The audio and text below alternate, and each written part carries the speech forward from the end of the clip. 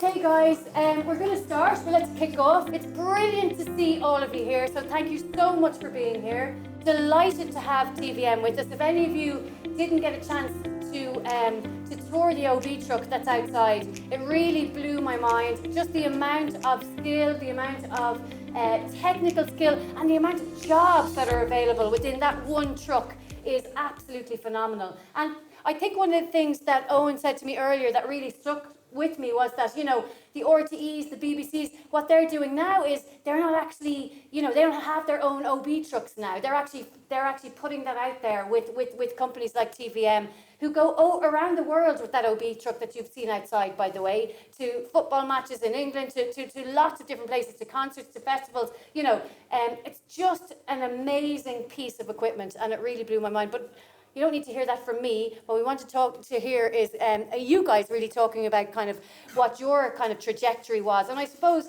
how many people are here from kind of TV? How many people are here from film?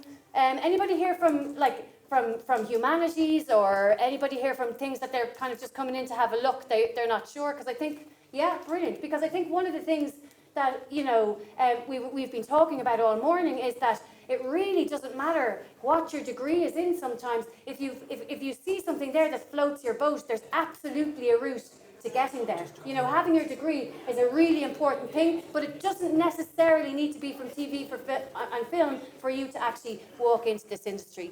So how do we start then? What is it that, Eoin, I suppose, you know, and either of you jump in at any stage, you know, what was your trajectory? What was your journey like? Well, I suppose I started in, 25 years ago, doing a electronics course in Kevin Street. And that was my start. So I was mainly into repair and maintenance and stuff like that. And I got into OBs, saw the trucks, thought it was a kind of a cool thing to do, and got involved, and haven't stopped since, you know, in terms of it's a good, rewarding, I suppose, place to be, and got to see the world, I suppose, doing it, you know, and learn the skills as we went along. Every day's a school day, as we say in our industry. So just learned as I went along, had good mentors in the company, and then worked my way forward in doing things. So I didn't necessarily need to have anything to do with television in my training. It was just to have, you know, electronics, did a course, had some engineering, but had nothing to do with television when I joined an OB company, because, you know, most employers want to see that you're able to apply yourself and able to, you know, do a course and get a qualification out of it. And, you know, when you come into outside broadcasting, you know, the training will come with the roles. So it's more having a want to do it. I always say it's a bit of a vocation to do the job that we do. It's long hours, it's weekends, but it's very rewarding. So, like, you know, it's, you know, that's kind of the gist of it, really, from my point of view, anyway. Okay. So interesting. It's kind of like, okay, I wasn't really, you know, okay, went in to do a bit of engineering. And what about you, Joe? What was your kind of trajectory? Well, I actually came through a route similar to what you guys are doing, because I did a course in Ballyfermot nearly 30 years ago now, or more than 30 years ago now, for 2 years, and got into the business through that. So, and again, the job that I do now didn't exist when I did my course in Ballyfermot, and the job I'm going to be doing in 5 years' time doesn't exist today. It just, everything has changed so much over those years that all the course taught me was how to learn the skills that you need to move forward in the business. So it's a very adaptable business. You can get into it any way you like, so long as you have the ability to learn and obviously the willingness to learn. I did the 2 years in Ballyfermot, and I bumped into TVM by accident on another job and started working a freelance basis. And I was freelance for a good few years. So I was working primarily just weekends and making a reasonably good living out of it. And as time progressed, TVM took over more and more of the work that I was doing freelance. So I kind of organically ended up working on staff there. But the freelance industry is very healthy. Yeah. There's a lot of opportunities there. There's a lot of There's a lot of shortages at the moment. Okay. So the business is crying out for people. There's a good living to be made. Yeah.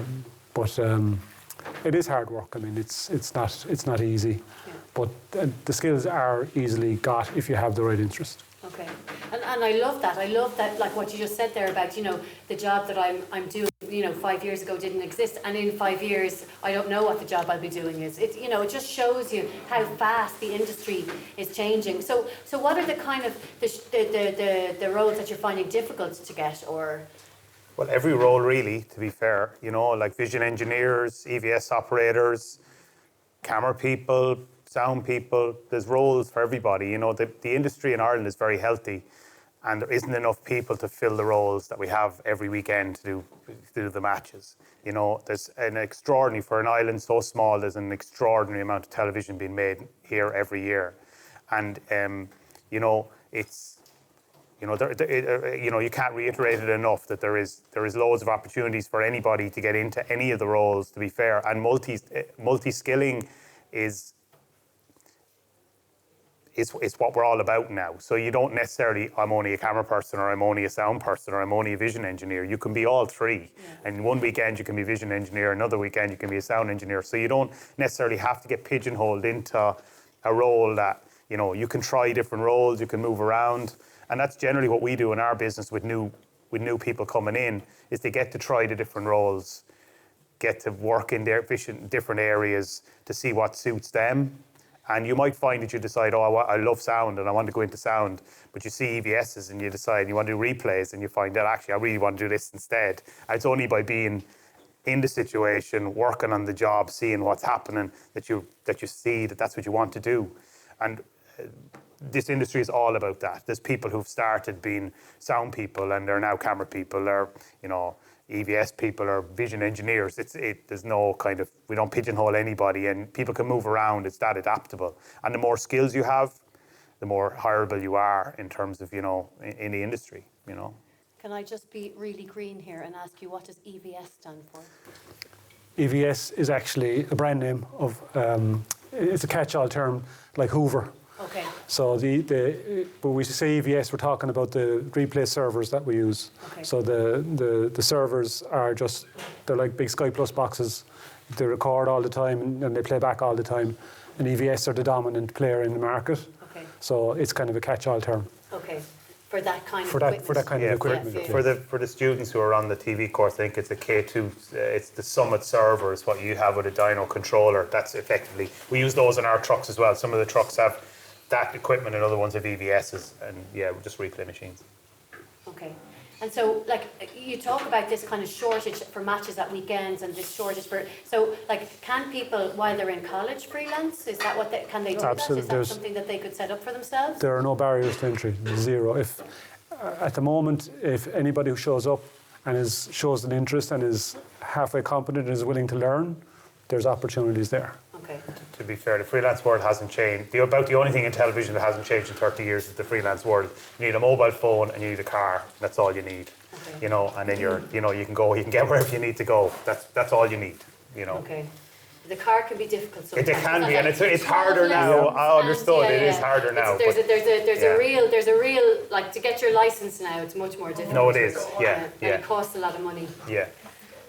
So sometimes that's it's kind of that sometimes, as you're a student, putting money into that 12 lessons, or do I pay my rent or feed myself? So it's I think as well, it's about having the willingness to do it, in terms of everybody understands now it's not as simple as just get a license as it maybe was when we were starting out. It was a lot easier to get licenses than that. Everybody understands that, but you can work with people if they go, right, I'd like to have a go at this. I'm going to have trouble for the first couple of months because I'm not going to have a license, but my intention is to do it, and can you help? Or, there's lots of things that can be worked out when that happens.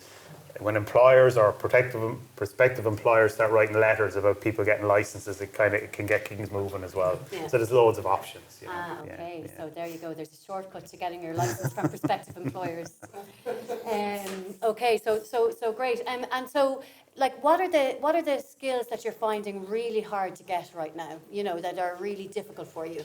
The biggest problem we have is with experienced people. There just aren't enough experienced people in the industry to cover all of the work that needs doing. So what we've started doing is we have a small number of people who are training ourselves internally. Okay. So there's an established route through now. So when somebody comes on as a trainee, and they'll serve their time. And once you come in, once you get your foot in the door like that, it's really up to yourself how quickly you progress.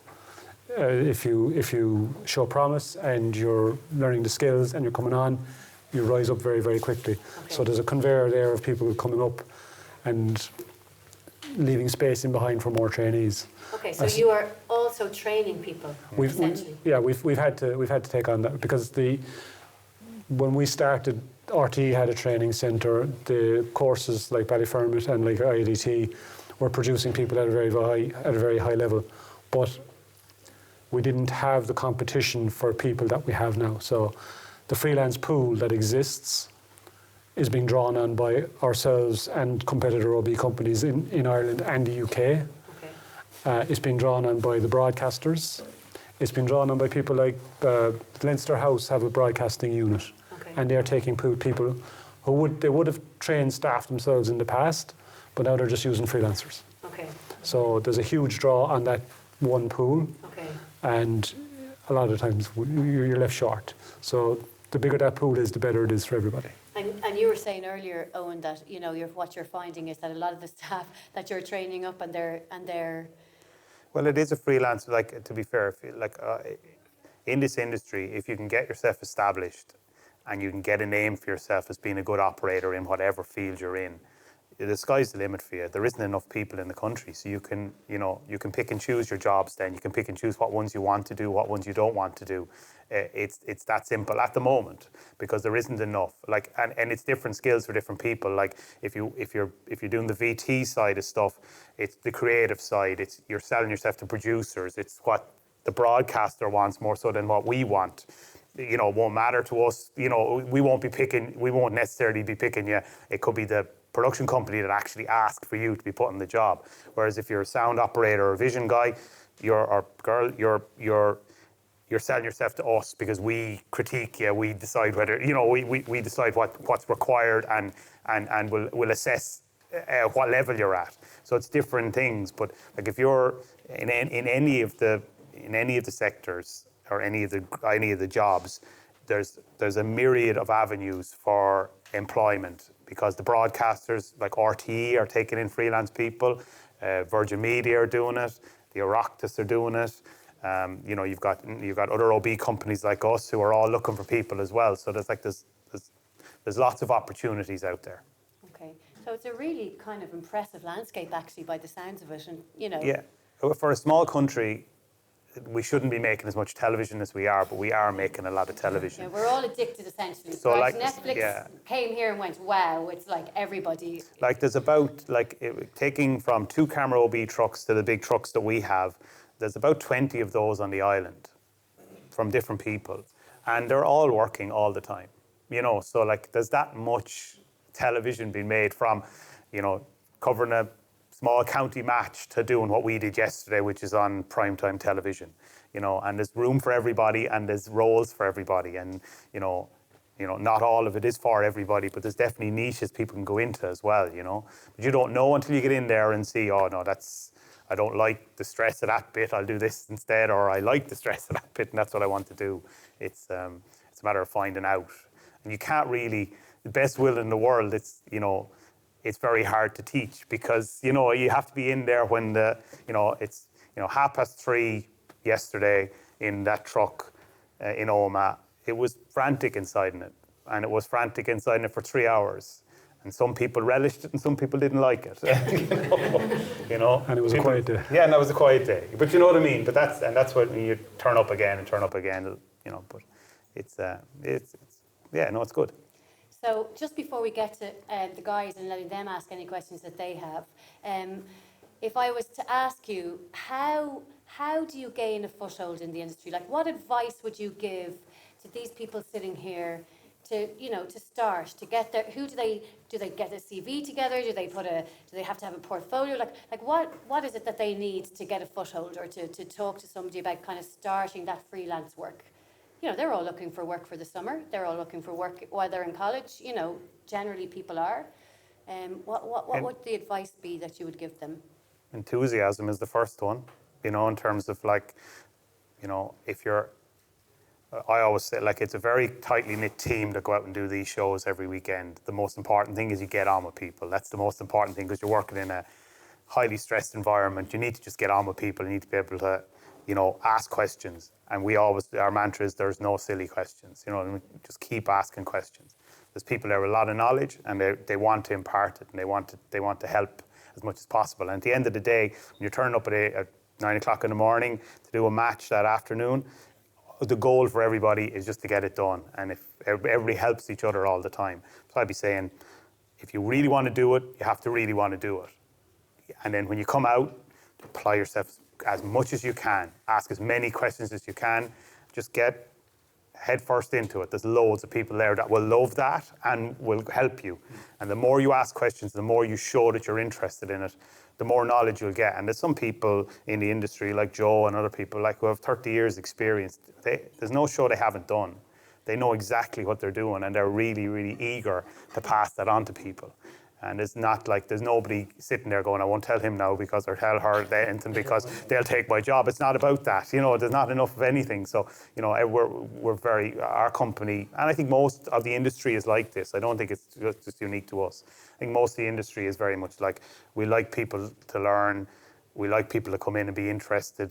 We get a kick out of people thinking it's cool what we do, I suppose, so it's nice when other people want to do it too. Yeah. Our HR department won't thank me for saying it, but CVs are important, but they get a lot of CVs and they don't get the attention that you might think they get. The people who have come through are the people who keep banging on the door. I'll have our head of HR come to me and say, this person's been on at me, they've been on at me, they've been on at me. I say, right, get them out. It's best to pester to a certain extent. You don't want to be a pain in the backside, but if you're a stone in someone's shoe, you'll get attention. And I think you're right, because a lot of times we'll send our CV and then we'll go, oh, we didn't get a response. Yeah. But actually, it's the company's busy. Yeah. You've got an OB truck on the road all the time. You're saying they're never off the road, so it's busy. And a lot of times when you send in that email with the CV, it kind of goes down to the bottom of my inbox. Not because I wanted it to, not because but I'm busy. So knocking again and knocking again and knocking again is sometimes just what it takes, right? Oh no, absolutely. So it's lovely to hear that, actually. Yeah, because we don't and as well, even when you get out in the first job, we'll nearly expect you to come back to us again rather than us go chasing. You know what I mean? In terms, it's not out of any kind of disrespect or anything. It's just the fact of we want people to be a little bit hungry coming to us. In terms of, and show the initiative that they want to go again. And if you keep knocking on the door, it'll open definitely. Does anybody have any questions that they want to ask? Yeah, go ahead. Obviously with film, you can pretty much learn everything online, but I've kind of struggled finding any resources in terms of TV for upskilling. Is there anything in particular you guys could recommend? Or? Oh, you can definitely get loads of stuff online. I keep saying it to my engineers, the 10, 15 years ago, if a new vision mixer came or a new camera came or something like that, there was no resources anywhere for you. The vision mixer that's in the truck out there, you can go on YouTube and find out how to program it. There's loads of resources out there. The companies that are making them are putting out little videos. There's other freelancers who are putting out videos. There's lots of resources online about all different things, I'd say. And a lot of the manufacturers have tutorials. Yeah. So is it about then kind of doing your research, figuring out what it is that you guys use, and then kind of going away and having a little look? Yeah, no, absolutely, and searching absolutely. It. And is that easily done? Like, could that person who asked that question, could they go and figure out what type of equipment you use, and where would they go to find that out? You go on our website, and on our website, all our trucks are on our website, www.tvm.ie. All the trucks are there. You can walk through, I think, 3 of them. You can actually physically put yourself in the rooms and walk through it virtually to see what they're like. And there'll be a list of equipment fairly basic enough list of what's there, but it'll give you kind of key names of like that has this type of vision mixer or these type of cameras. And there's lots of information online. Just Google it. There is lots. Some of the manufacturers will put things behind registration walls, but generally all the information is freely available. You might just have to register. Like the company that I would deal with most is EVS, and they have a huge library of videos up there showing the different features of the equipment that they sell. Okay. Any other questions? Yeah. What would be like a typical working day in terms of hours? Like, are they rather long, on one like at a time, or is it more kind of broken up into you have to be doing and then it's more stuff like it's a long day, but you're not working in those long days. So like for example, yesterday, we got on site around 10 o'clock in the morning. The lads would have done a bit of a rig day the day before, so cables and stuff in the day before. All arrived on around 10 o'clock, powered up. We would have got about an hour and a half off for lunchtime, to go get lunch or whatever it is. And there was a bit of downtime. Once you have your own kind of area done or whatever it is, you can kind of, I wouldn't say you can disappear, but you can kind of take the foot off a small bit. Then we did the show, we de-rigged. I don't know, I left there around 8:30 last night. Then I had to come home. So I got to Dublin around, 11 o'clock, something like that. That was maybe, but there was a lot of travel in that one, to be honest. The days are long. Yeah. There's no two ways about it. But your week is condensed into the weekend. So you might do 2 12-hour days or 3 12-hour days over a weekend, and you're not off then for the rest of the week. So you're still doing your hours, but they're... And the rates of pay for it reflect that. Yeah. You know what I mean? In terms of it's it's paid well because it is antisocial and that sort of stuff, in terms of there is rewards there for it as well. But yeah, look, I always say it's a bit of a vocation in terms of if you're a nurse or a doctor or a guard or something like that, you're not only in it for the money, you're in it for something else as well. So this profession is a bit like that in terms of, if you're only doing it just to pay the bills, you might get sick of it very quickly. But if you're into it and you think you get a kick out of it, it's a really rewarding industry to be in. As I say, you can travel the world. You learn to be a replay operator or sound operator or something like that. You can travel the world. If you get good, you can travel the world. No problems. And sorry, did you have a question there? It was answered. Oh, it was answered. Anybody else? Any other questions? Yes. Where do you recommend students to apply? Is it via email or LinkedIn or say like me, I'm a student that didn't really have experience in filming or whatever, but I'm really keen to get in. Yeah.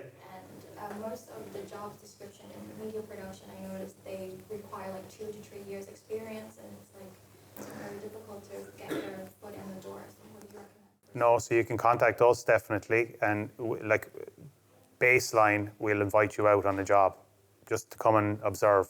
We won't ask you to do anything. You know what I mean? In terms of you can sit in a seat behind somebody and see what they're doing. We'll pick a right job and stuff like that, and you can just see what we do. We've no problems with that.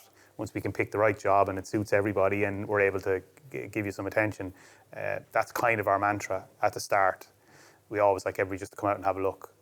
And even if you're a qualified person or semi-qualified person, we'll ask you to come out and kind of trial, you know what I mean? So we can see that, that what you say you can do, we're happy that you can do it, that kind of thing. And once we start a relationship, then it's whatever each person wants out of it kind of thing, that's the way it goes. We don't really have any hard, fast rules about it, but we're very open. We have no problem. We are a training company. That's what we do. We've got, we've always trained our own people or taken people from colleges and brought them on to the next level. That's what we're about. And our mantra, our managing director is so, he drives this with us all the time. We absolutely are driven to do this, and it's part of our goals every year is to give something back. Our company's the first independently owned outside broadcast company in Ireland. It's self-made man, built the company, and it's all about training people, and it's all about giving back to the industry, So that's what I'd say. And if you go for you can take my email after this if you want. There's no problem, and I'll pass you on to whoever, and we can start something going. Yeah. Any other questions? Guys, thank you very much for being. Oh, there is one. Sorry, I knew there was. It's like a bowl of popping popcorn. He wants more. He wants more pizza. I When think. is it actually done? You know, when is the popcorn actually ready? Go ahead. Yeah, so I was just wondering about like overlapping skill sets and things like that. Like, would you find that someone involved in, I don't know the correct term for the name of the job, but like a server operator or something like that. Like a which? Like a server operator, I've heard that. Oh yes, yeah. Yeah, would that like overlap at all with kind of like camera work and things like that? Like, or at all? It can do. Like there's no. I suppose. It comes back to the thing. If you're good enough, you can decide. You know, like if you decide, I want to be a camera person today, and you're good enough, they'll hire you to be a camera person today. You know what I mean? It'll be, if you're, you know, the more skills you have, the better.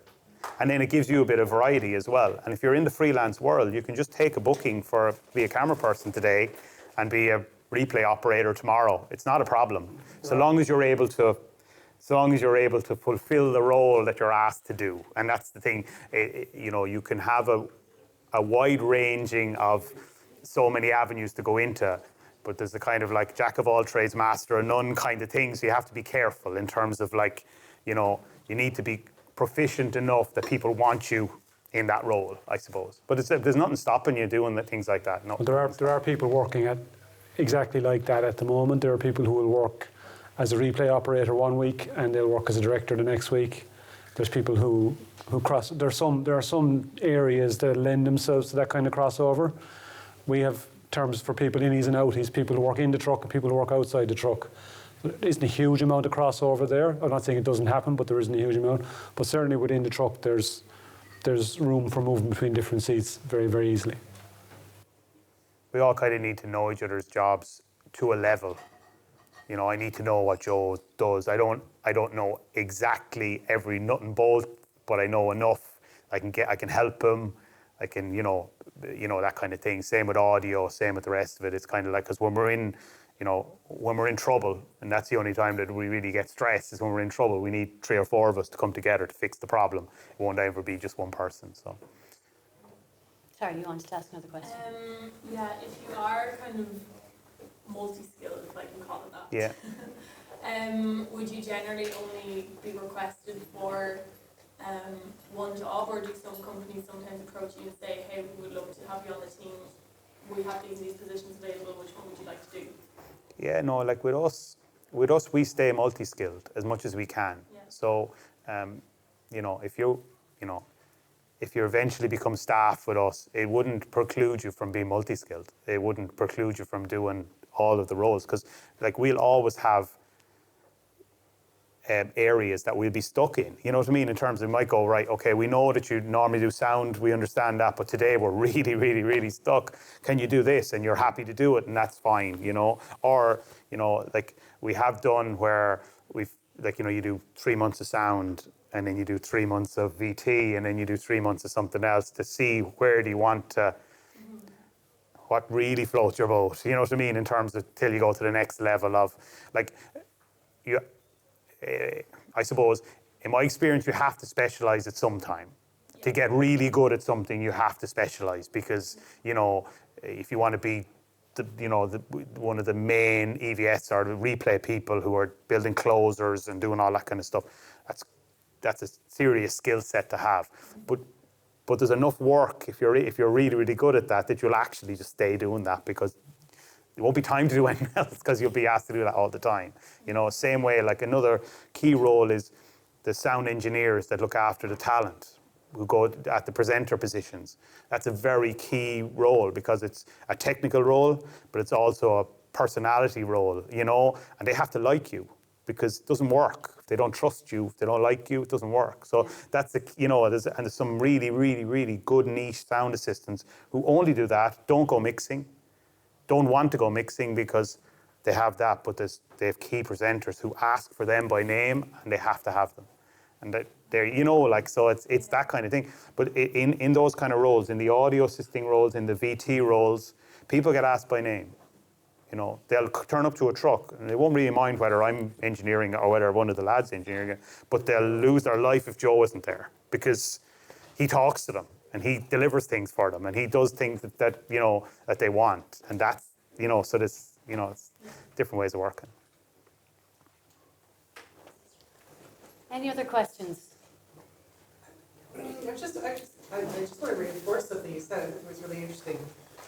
That I love the fact that it's a training. I think that's really great. So you have some skills, and most importantly, you have a passion and an interest in developing it. But you guys are in a position where you don't have to call them. The individual who wants to be working with you needs to initiate this constantly.